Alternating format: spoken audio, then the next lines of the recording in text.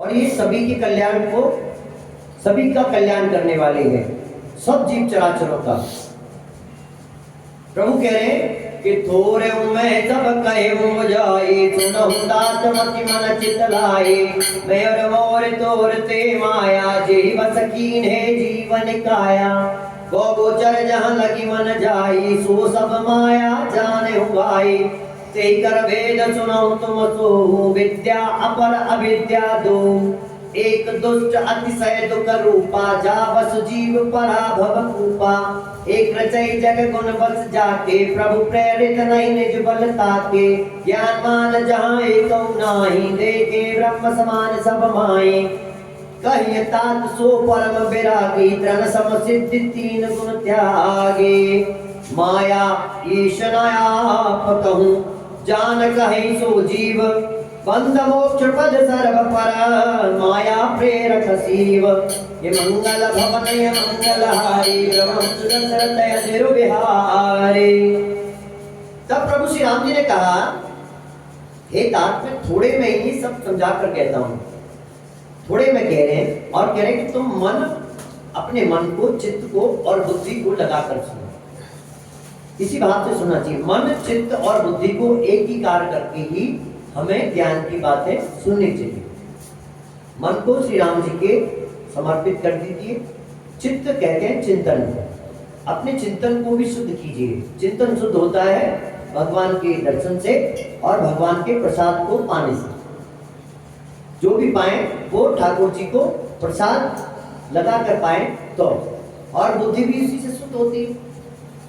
तो प्रभु कह रहे हैं कि मैं और मेरा, तू और तेरा, इसको माया कहते हैं। माया किसे कहते हैं? बहुत ध्यान पूर्वक सुनिए। मैं और मोर तोरते माया, जेहि बस कीने जीव निकाया। मैं और मेरा, तू और तेरा, यही माया है जिसने समस्त जीव को वश में कर रखा है। ऐसा कोई नहीं संसार में, कोई भी ऐसा एक भी व्यक्ति नहीं है जो इस मैं और मेरे में, तू और तेरे में ना फंसा हो। कोई भी, चाहे वो, मतलब मैं क्या कहूं, ऐसा संसार में एक भी ऐसा मनुष्य देहधारी तो कोई नहीं है। इंद्रियों के विषयों को, और जहां तक मन जाता है, जो इंद्रियों के विषय हैं। अब इंद्रियों के विषय के लिए आपको ये भी समझना पड़ेगा कि इंद्रियां हमारी कौन सी हैं। समस्या यह आती है कि हमको इन बातों का भी तो बोध नहीं कि हम हैं क्या। अरे 5 कर्म इंद्रियां और 5 ज्ञान इंद्रियों का समूह है ये शरीर, जो 5 विषय हैं, शब्द रूप रस गंध और स्पर्श, जो उनका वो आधार के रूप में है, उन्हीं के अकॉर्डिंग। और 3 गुण हैं, सत्व रज और तम। उनके आधार पर ये देह, ये जो आपकी इंद्रियां हैं, ज्ञान इंद्रियां और कर्म इंद्रियां कर्म करती हैं। ठाकुर जी कह रहे हैं इंद्रियों के विषयों को, और जहां तक मन जाता है भाई, उस सबको माया जानना, उसके भी एक विद्या और दूसरी अविद्या है। जो इन दोनों के भेद को तुम सुनो। ये एक विद्या बताई ठाकुर जी ने और एक अविद्या बताई है। अगर आप विद्या का अनुसरण करते हैं और तो इंद्रियों को आप अपने इस देह से सब कुछ सुख कर दें। और अविद्या क्या है उसको सुनिए। भगवान श्री राम कह रहे हैं एक अविद्या दुष्ट, दोष युक्त है और अत्यंत दुख रूप है, जिसके वश होकर जीव संसार रूपी कुएं में सदैव पड़ा रहता है। क्योंकि अविद्या के कारण वो अपने इंद्रियों से सुख कर्म नहीं कर पाता है।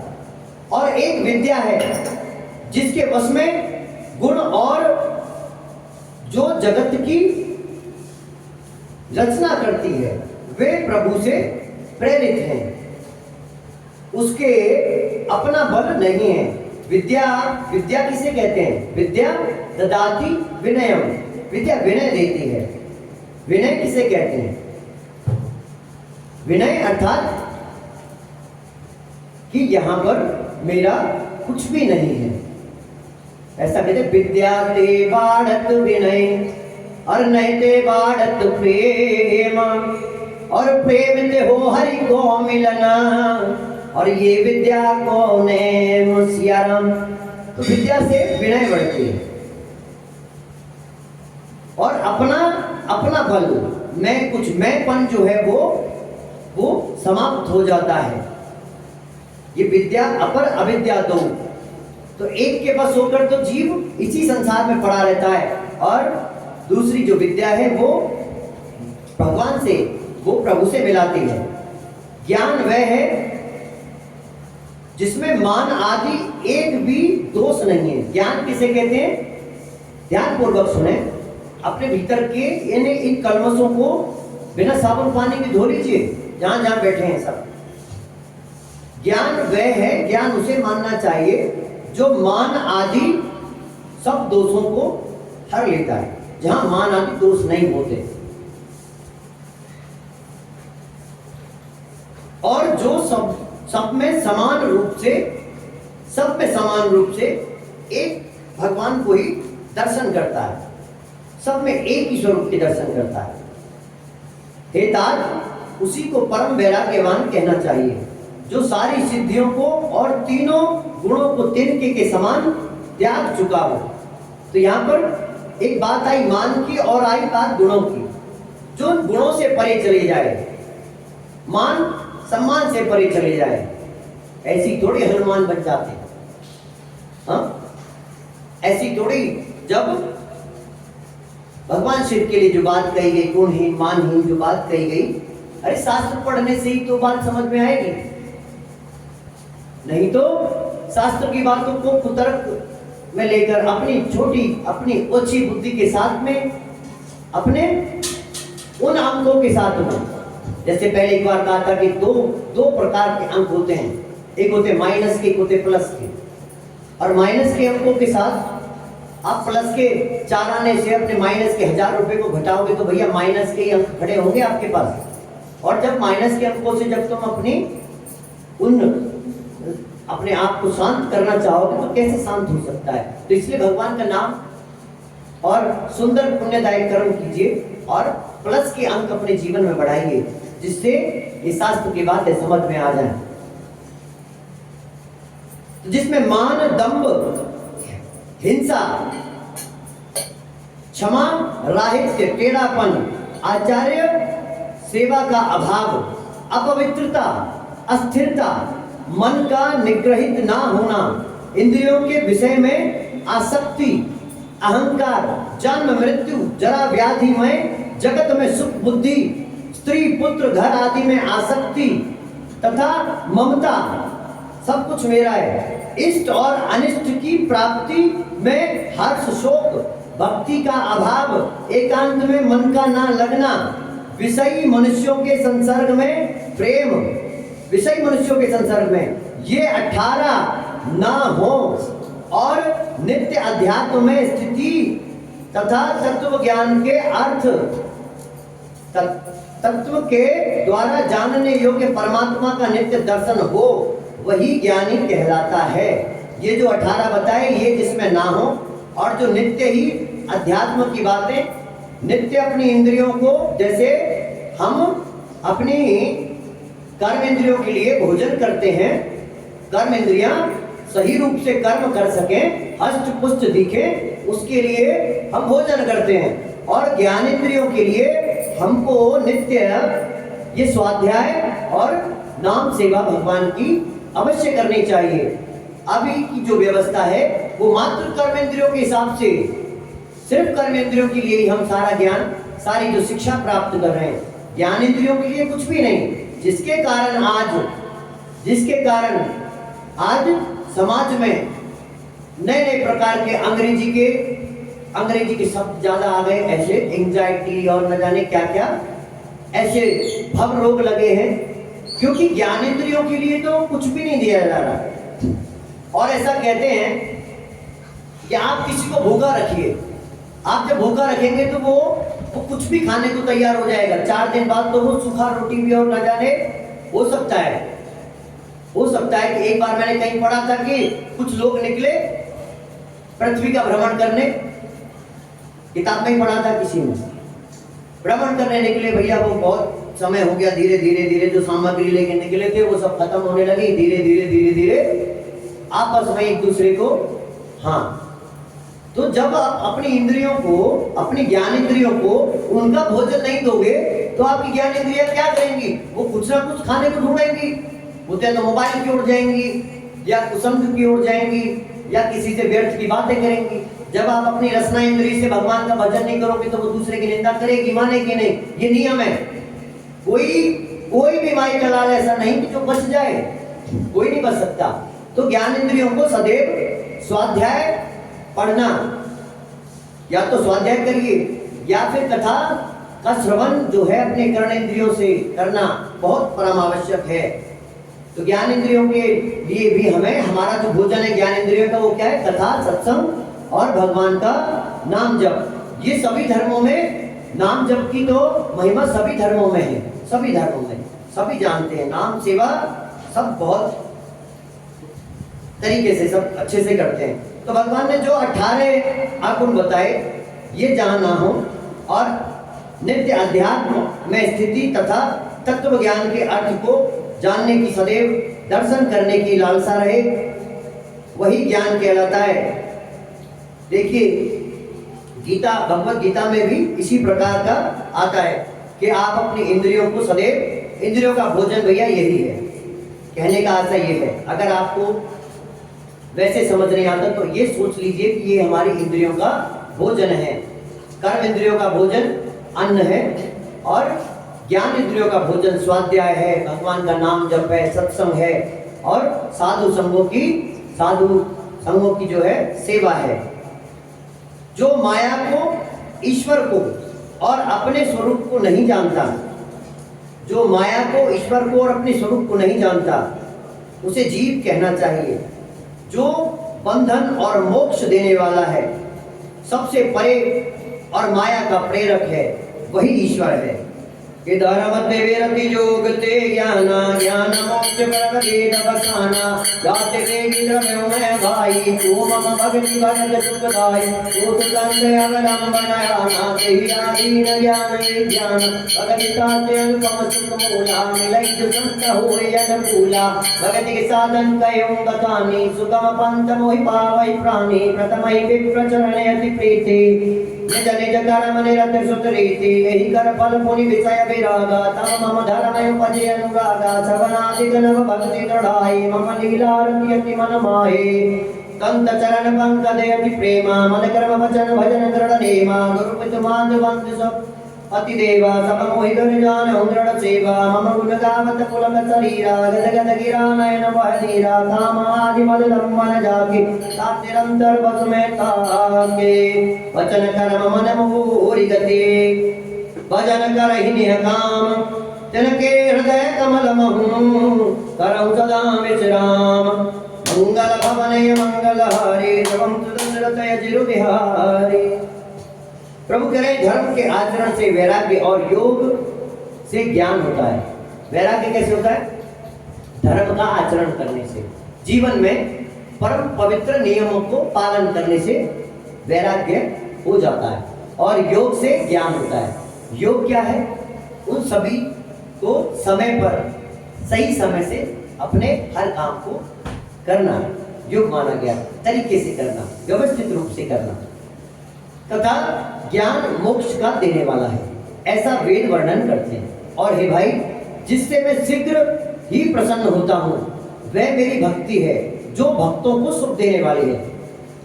ये भक्ति स्वतंत्र है, उसको ज्ञान विज्ञान आदि किसी दूसरे साधन का कोई अपेक्षा नहीं है। ज्ञान और विज्ञान तो उसके अधीन है। हितार्थ भक्ति अनुपम एवं सुख की मूल है और वह तभी मिलती है जब संत अनुकूल होते हैं। भक्ति कब प्राप्त होती है? जब संत अनुकूल होते हैं। संत अनुकूल होने का मतलब जब संतों की वाणी हमारे हृदय में वास करने लगे और वहाँ पर फूल पल्लव उत्पन्न होने लगे, जो संतों द्वारा लगाया गया बगीचा है हमारी मनोभूमि पर। अब मैं भक्ति के साधन विस्तार करके कहता हूँ।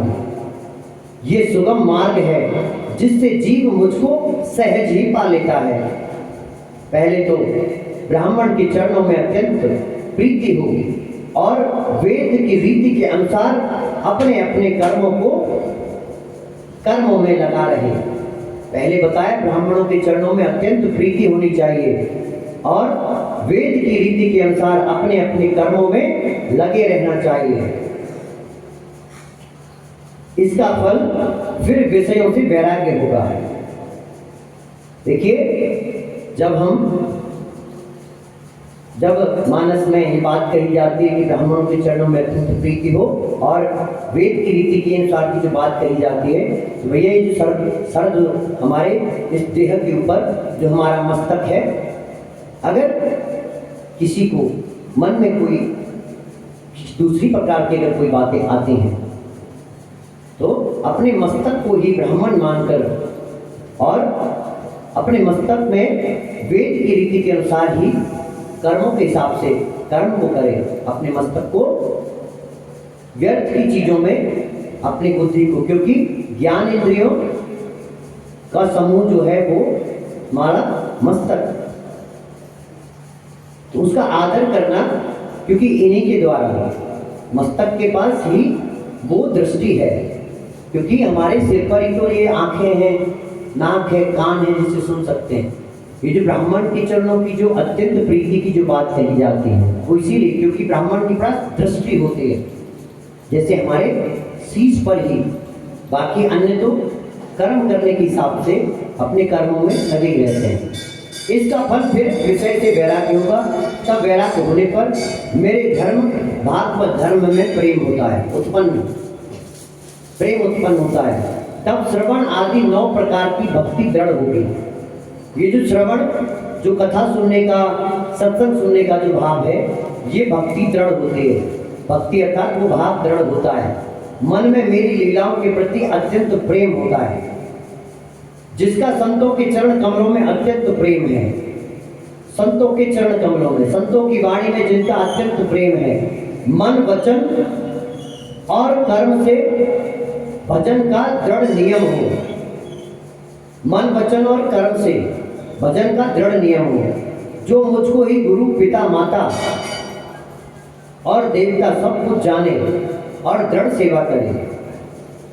मेरा गुण गाते समय जिसका शरीर पुलकित हो जाए, वाणी गदगद हो जाए और नेत्रों से प्रेम आंसुओं का जल बहने लगे और काम मद और दम्भ आदि जिसमें ना हो, हे भाई मैं सदा उसके बस रहता हूँ। हाँ, वही करेगा। जिनको कर्म वचन और मन से मेरी ही गति है और जो निष्काम भाव से मेरा भजन करते हैं, उनके हृदय कमल में सदा विश्राम किया करता हूँ। भगति जोग सुने अति सुख पावा, लक्ष्मण प्रभु चरण सिर नावाए, विधि गए कछुक दिन बीती, कहत विराग ज्ञान गुण नीति। अब इस भक्ति योग को सुनकर जी लक्ष्मण जी ने अत्यंत सुख पाया और उन्होंने प्रभु श्री रामचंद्र जी के चरणों में सिर नवाया। इस प्रकार वैराग्य ज्ञान गुण और नीति कहते हुए कुछ दिन बीत गए हैं कि सुपनखा रावण के बहिनी और दुष्ट हृदय दारुण जस आहिनी, पंचवटी सो गई एक बारा, देख विकल भई जुगल कुमारा। भ्राता पिता पुत्र उर्गारी, पुरुष मनोहर निरखत नारी, कोई विकल सक मन न रोकी, जिमेरा विमनि द्रव रवि बिलोकी। रुचिर रूप धरि प्रभु कही जाए, अरे बोली वचन बहुत मुस्काए, तुम सम पुरुष नमो सम नारी, यह संजोग विधि रचा विचारे। मम अनुरूप पुरुष जग माही, देखे पूजी लोक तिहु नाहि। ताते अब लगी रहूं कुमारी, मन माना कछु तुम्हि निहारी। सीतै चितै के कही प्रभु बाता, अहै कुवार मोर लघु भ्राता।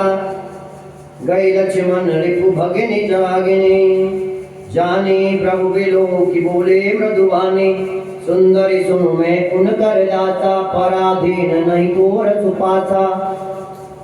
प्रभु समर्थ कौशलपुर राजा, जो कछ करई पुनहि सब छाजा। सेवक सुख चहमान भिकारी, व्यसने धन सुख गति व्यभिचारी। लोभी जस चह चार गुमाने, नभ दुई दूध चाहत ए प्राणी। उन फिर राम निकट सो आई, प्रभु लक्ष्मण पहि बहुरी पटाई। लक्ष्मण ने कहा तोहि सो बरई, जो तृण तोर इलाज परिहरई।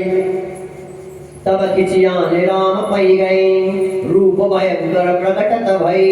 सीतई न भय देखि रघुराया, कहाय अनुज सन स्वयं बुझाई। सीतई सब देखि रघुराई, कहा अनुज सन स्वयं बुझाई।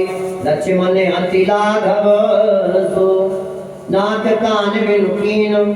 ताके कर रावण कहे, हरि मनोचिनौती दीन के। मंगल भवनय मंगलहारी, राम सुरक्षरत अजिर बिहारी। तो यह योग और अच्छी सुंदर सुंदर बातें कहते कहते बहुत दिन बीत गए।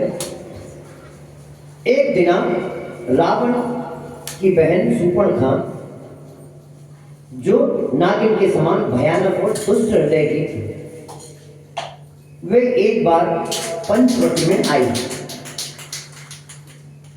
और दोनों राजकुमारों को देखकर वो काम से पीड़ित हो गई। काम से पीड़ित अर्थात उसके मन में उन दोनों को देखकर जो है एक भावना जागी कि मैं इन्हें प्राप्त करूंगी, बड़े सुंदर है। काकभूषणी जी कहते हैं कि हे करुण जी, सुपर्णखा जैसी राक्षसी, धर्म ज्ञान शून्य कामांध स्त्री, मनोहर पुरुषों को देखकर चाहे वह भाई पिता पुत्र ही हो, विकल हो जाती है और मन को नहीं रोक सकते। जैसे सूर्यकांत मणि सूर्य को देखकर द्रवित हो जाती है, ज्वाला से पिघल जाती है। वह सुंदर रूप धरकर प्रभु के पास जाकर बहुत मुस्कुराकर वचन बोली कि ना तो तुम्हारे समान कोई पुरुष है, ना मेरे समान कोई स्त्री। विधाता ने ये संजोग विचार कर रखा है। बिना पूछे ही अपनी बात कह दी। मेरे योग्य पुरुष जगत में नहीं है। मैंने तीनों लोकों में खोजा, इसी से मैं अब तक कुमारी हूं, अविवाहिता हूं। अब तुमको देखकर कुछ मन में बात आई है। श्री जानकी जी को देखकर प्रभु श्री राम जी ने ये बात कही कि मेरा छोटा भाई अभी कुमार है। तब वे श्री लक्ष्मण जी के पास चली गई। लक्ष्मण जी उसे शत्रु की बहन समझकर और प्रभु की ओर देखकर कोमल वाणी से बोले, अरे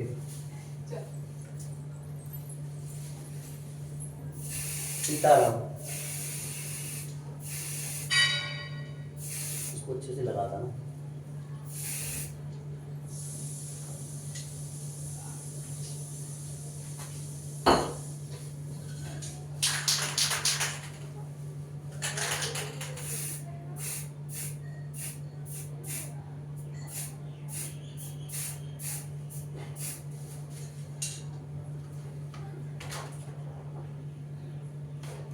ठीक है, सुंदर, अत्यंत सुंदर। फैन को एक बार उस तरफ करके चला दे ताकि यहाँ गैस में चल जाएगा। इसे उसको भी चला देता है, यानी कुछ करना कहीं और लगाओ और इसके बाद करें क्या, गंध ज़्यादा हो। चलो ठीक है ना, अच्छी गैस है नहीं सीता। तो प्रभु श्री राम जी ने लखनलाल जी के पास भेजा। तो लखनलाल जी ने कहा कि हे सुंदरी सुनो, मैं तो उनका दास हूं, मैं पराधीन हूं, अतः तुम्हें सुविधा सुख ना होगा। प्रभु समर्थ है, कौशलपुर के राजा है। वे जो कुछ करें उन्हें सब फलता है। और श्री लखनलाल जी ने यहाँ पर बड़ी सुंदर बात कही है, सबके कल्याण के लिए बात है। हालांकि सुपरखा को समझाया, कह रहे कि सेवक सुख चाहे, सेवक सुख चाहे, भिखारी सम्मान चाहे, जो व्यसनी हैं, जुआ शराब आदि व्यसन करने वाले, जो इन व्यसनों को करने वाले, धन और व्यभिचारी जो परिस्त्री गमन वो अगर शुभ गति चाहे, व्यभिचार करने वाला व्यक्ति शुभ गति चाहे, जुआ शराब करने वाला व्यक्ति धन चाहे, लोभी जो लोभी व्यक्ति होता है, जो कंजूस व्यक्ति होता है, वो समाज में संसार में यश चाहे कि सब मेरी वाह हो, यश चाहे, तो लोभी व्यक्ति का यश हो सकता है? नहीं होता। और अभिमानी चारों फल अर्थ धर्म काम मोक्ष चाहे, जो अभिमानी व्यक्ति है वो उन चारों फलों को, तो ये सब प्राणी आकाश को धोकर दूध लेने जैसा है, अर्थात असंभव बात को संभव करना चाहते हैं। वह लौटकर फिर श्री राम जी के पास आ गए। लक्ष्मण जी ने तो ज्ञान की बातें दे दी, और जिसके दिमाग में काम चल रहा हो उन्हें ज्ञान तो सुहाता नहीं है। फिलहाल तो उसके सुपरखा के दिमाग में काम चल रहा था कि इनकी प्राप्ति हो जाए तो बस। वो फिर से लौट के वापस आ गए कि तुम्हारा छोटा भाई तो ज्ञान की बातें करता है, फालतू की बातें, मेरे को ये सब मुझे नहीं पसंद है। प्रभु ने फिर उसे श्री लखनलाल जी के पास भेज दिया। लक्ष्मण जी ने कहा कि तुम्हें वही भरेगा जो लज्जा को तृण तोड़कर त्याग देगा। लक्ष्मण जी ने सुपरखा से क्या कहा? जिसको कोई लाज शर्म नहीं होगी ना, जिसने सब लाज शर्म को त्याग दिया होगा वो भरेगा, क्योंकि तुम तो स्वच्छंद हो, तुम पर कोई किसी का पहरा तो है नहीं। तुम जहां मन चाहता है वहां अपना मनमाना आचरण करने वाली हो। तो जो मनमाना आचरण करने वाली हो, जो किसी का उस पर आदेश न चलता हो, ऐसा तो कोई, चाहे पुरुष हो चाहे स्त्री, ऐसे को तो भैया दूर से ही राम राम करने में फायदा है, क्योंकि घाटे का ही सौदा है। तो लक्ष्मण जी ने कहते तुम्हें तो वही भरेगा जो लज्जा का तृण तोड़कर, अर्थात प्रतिज्ञा करके त्याग देने वाला जो व्यक्ति हो, अर्थात जो निपट निर्लज्ज होगा। तब वह खिसिया गई, उसे तो क्रोध आ गया। स्वभाव में होता है राक्षस के तो क्रोध, जहां काम मद दंभ, अरे ये राक्षसी, ये तो बड़ी निकृष्ट चीजें जहां ये हैं वहां तो ये सब चीजें राक्षसी मानो। गुस्सा आ गया, राम जी के पास गई, उसने अपना भयंकर रूप बना लिया। इतनी देर में तो आ गई अपने उसमें, अब दिखाएगी मैं क्या चीज हूं। तो सीता जी को भयभीत करने लगी। देखकर श्री रघुनाथ जी ने लक्ष्मण जी को इशारा कर दिया। लक्ष्मण जी ने बड़ी फुर्ती से बिनाई किसी उसके कर दिया, बिना नाक कान के, मानो उसके हाथ रावण को चुनौती भेज दी हो। नाक कानु में भय बेकरारा, जब श्रवत से लगे रुके दारा, कर दूषण पै गई बिल पाता, देख तब पौर सबल भ्राता। ते पूछा सब कहे जिव जाए, जातु दान सुनि सैन बनाए, लाए निश्चर निगर्भ रूता, जन समक्ष गज्ज लगे बुझूथा। नाना वाहन नाना कारा, नाना युग घोर पारा, तू फल गाया गे कर लीने असुर रूप सुति नाना ही नहीं असुना मित होई भय कारे, मन गई न मृत्यु विवश सब जारी, कर जय कर जय गगन उड़ाई, देख कटक भट्ट अति भर हर साहि। को कह जियत धर्म लो भाई, धरि मार होती देहु उड़ाए, धरि पूरी धूर पूरी नव मंडल रहा, राम बुलाए अनुज सन कहा। ले जानकी जाओ गिरि कंदर आवा, निश्चर कटु भयंकर रहे जग सुनी, प्रभु के बानी चले सहित श्री शरण वानी, देखी राम तेरे कुदल चली आवा, व्यसी कठिन को दंड चढ़ावा, को दंड कठिन चढ़ाई सिर जट, झूठ बानर सोहग्यों मगरत, मरकत सयल पर लरत दामिनी कोटि, सो जुग भुजग ज्यों कटिक सिन संग विशाल, भुज गई चाप विचिति सुधारी के, चितवत मनहु रगराज प्रभु गजराज घटा निहारी के। कि आए गए गगमेल धरम धरम धावत सुबट यथा विलोक्य केल बाल बाल रवियेर तनुज मंगल भवने मंगलहारी द्रवम दशरथ यशो विहारी। तो बिना नाक कान के विकराल हुई वहां से भागी खरदूषण के पास। उन्होंने पूछा सुपंखा से और उसने सब कुछ कह दिया कि भाई ऐसे ऐसे बात हुई। राक्षसों का झुंड चल दिया पीछे पीछे, पंखधारी काजल के समान पर्वतों का झुंड ऐसे चला हो। वे अनेकों प्रकार की सवारियों पर चढ़े और अनेकों आकार की सूरतें बना ली। वे अपार हैं, अनेक असंख्य भयानक हथियार लिए चल दिए हैं। उन्होंने नाक कान कटे हुए अमंगल रूप में सुपर्णखा को आगे कर लिया। नाक कान कटे हुए, देखिए ये इसको ऐसे कहते हैं ना, एक समाज में एक बड़ा पुराना एक क्या कहें उसको, ऐसी कहावत है, नाक कट गई जैसे कहते हैं ना। वो कैसे ऐसे ही होता है जैसे कोई मनमाना आचरण करता है जब कोई किसी के ऊपर किसी का बस ना चल रहा हो, जब कोई किसी की सुनना ना चाहता हो, जब कोई किसी की सुनना ना चाहता हो, अच्छी बातों को पालन ना करना चाहता हो, तो समाज में इस प्रकार की गति हो ही जाती है। और फिर उसकी गति के अनुसार उसको आगे करके उसकी बात को मानकर उसी को ही सर्वसमर्थ मान के, पहले तो उसने किसी की नहीं सुनी, अब जब बात फंस गई तो वो सबको कह रही कि नहीं मेरी कोई गलती नहीं है, मेरी कोई गलती नहीं है, सब गलती दूसरे की। समाज में अभी जो हो रहा है वो यही हो रहा है। पहले तो सब अपनी मनमानी करनी है, जो चाहूंगी मैं वो मैं, और फिर अगर कहीं 19-20 कुछ तो वहां बड़ी समस्या प्राप्त होती है। तो फिर ऐसे अमंगल रूप ने सुपर्णखा को आगे कर लिया।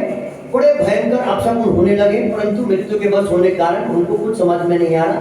कोई कहता है दोनों भाइयों को पकड़ लो, जाकर पकड़ लो इनको और इनकी स्त्री को छीन लो, आकाश मंडल से धूल उड़ रही है। श्री राम जी लक्ष्मण जी को बुलाकर बोले कि राक्षसों की भयानक सेना आ रही है, तुम जानकी जी को लेकर पर्वत गंजराम चले जाओ, सावधान रहना। प्रभु श्री राम जी का वचन सुनकर श्री लखनलाल जी हाथ में धनुष बाण लिए हुए श्री सीता जी के साथ चले गए हैं। शत्रुओं की सेना को समीप आए देखकर प्रभु श्री राम जी ने हंसकर कठिन धनुष को चढ़ाया है। कठिन धनुष चढ़ाकर सिर पर जटा जूट बांध लिए हैं और ऐसे शोभित हो रहे हैं जैसे मरकत मणि के पर्वत पर करोड़ों बिजलियों से दो सांप लड़ रहे हो। कमर में तरकस कसकर विशाल भुजाओं में धनुष लेकर और बाण सदार कर प्रभु श्री रामचंद्र जी राक्षसों की ओर देख रहे हैं। मानव मत वाले हाथियों के समूह को देखकर सिंह ताकता है उन्हें, पकड़ो पकड़ो पुकार रहे हैं राक्षस। राक्षसों को तो लग रहा है बिल्कुल जाति पकड़ के और खा जाएंगे। के प्रभु बिलों के जर तकई न डारी दबाई रजनी दरधारी कमोली मोली कर दूतन ये तो न पालन कर भूतन किनारे दुर दुर नर मुनि जेते देखे जिते हते हम केते हम भरे जन्म सुनो सब भाई देखे नहीं ऐसी सुंदरताई। दोनों भाई बोले ऐसे सुंदर मैंने तो देखे नहीं, कभी हमने नहीं देखे।